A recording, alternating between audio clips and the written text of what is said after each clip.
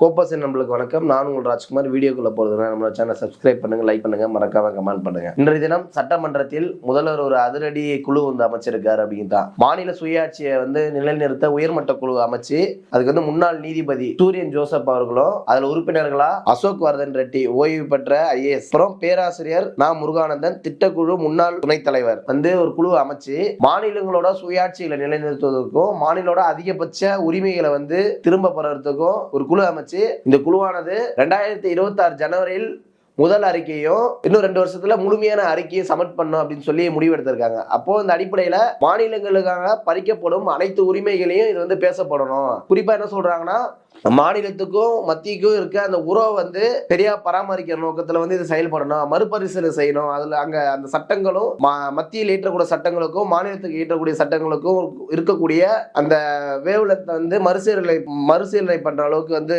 செயல்படணும் அப்படிங்கிறது சொல்றாரு. மாநில பட்டியலிருந்து ஒத்திசைவு பட்டியலுக்கு நகர்த்தப்பட்டவர்களை மீட்டெடுக்கும் வழிமுறைகள், அப்புறம் நாட்டின் ஒருமைப்பாட்டிற்கு குந்தகம் ஏற்படாத வகையில் மாநிலங்கள் அதிகபட்ச தன்னாட்சி உரிமையை பெறுவத நடவடிக்கைகள், மாநில நல்லாட்சி வழங்குவதில் உள்ள சவால்களை எதிர்த்து தேவையான நடவடிக்கைகள் அப்படிங்கிற இந்த பல அம்ச கோரிக்கைகளை இந்த குழு ஈர்க்கிறது திட்டமிட்டிருக்காங்க. இது என்னன்னு பாத்தீங்கன்னா, தமிழகத்தோட உள்ள ஒட்டுமொத்த மாநிலத்தோட நீண்ட நாள் கோரிக்கையாவே இருக்கு.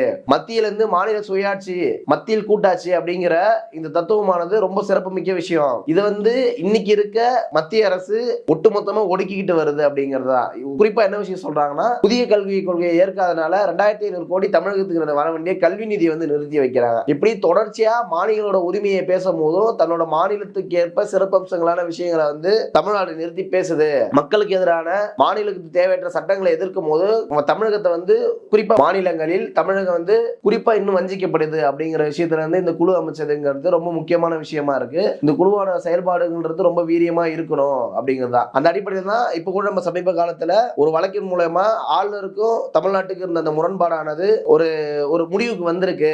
அந்த 10 மசோதாக்களை நிறைவேற்றி ஆளுநரோட அதிகாரம் இதுதான் அப்படின்னு உச்சநீதிமன்றம் ஒரு தீர்ப்பு வழங்குற அளவுக்கு நம்மளோட செயல்பாடுகள் இருந்திருக்கு. அது வெறும் ஆளுநரோட மட்டும் இல்லாம குடியரசுத் தலைவர் வரையும் இந்த தீர்ப்பானது அங்க போய் பிரதிபலிச்சது அப்படிங்கிற ஒரு விஷயம் இருக்கு. இப்படி தொடர்ச்சியா மாநில சுயாட்சிக்கும் மாநிலத்தோட உரிமையும் மீட்டு பெறுவதற்கு பல்வேறு வழிகள்ல தமிழ்நாடு குரல் கொடுத்துக்கிட்டு இருக்கு.